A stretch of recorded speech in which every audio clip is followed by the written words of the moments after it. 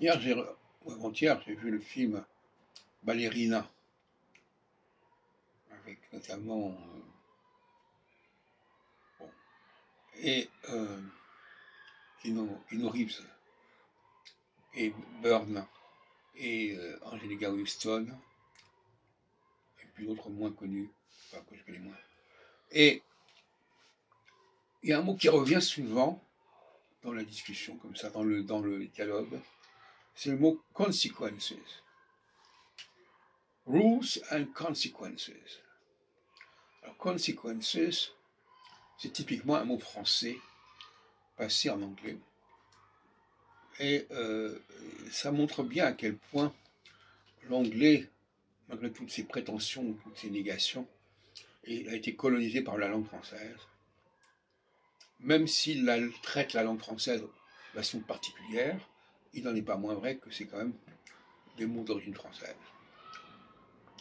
Nous on dit conséquence, on ne prononce pas le S, qui ne va pas dans tous les cas de figure, et on ne prononce pas le N, on dit conséquence, donc c'est une diphtongue en conséquence. Mais si on dit conséquence suivi d'une voyelle, on devrait entendre le S. Toujours est-il que, aujourd'hui, dans cette phase saturnienne de jugement, comme j'appelle ça, le din, l'anglais est sur la sellette. L'anglais est la langue hybride, la langue bâtarde par excellence. Et c'est une langue qui ne tient pas debout. Et donc, si vous voulez, quelque part, l'anglais devient un enjeu. Pour les gens qui sont marqués par le recède, l'anglais est très important parce que c'est la langue de communication la plus répandue. Peu importe s'il est incohérent dans son fonctionnement.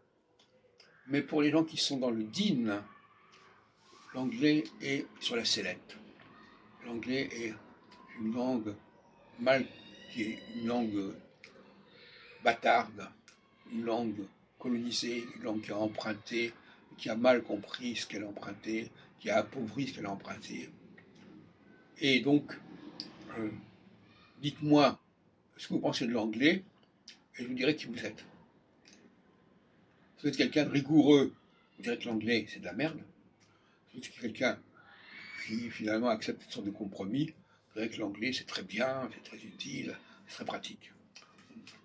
Donc, l'anglais devient une pomme de discorde importante, et de fait est qu'en phase din, le français devrait l'emporter, et en phase recède, l'anglais devrait dominer.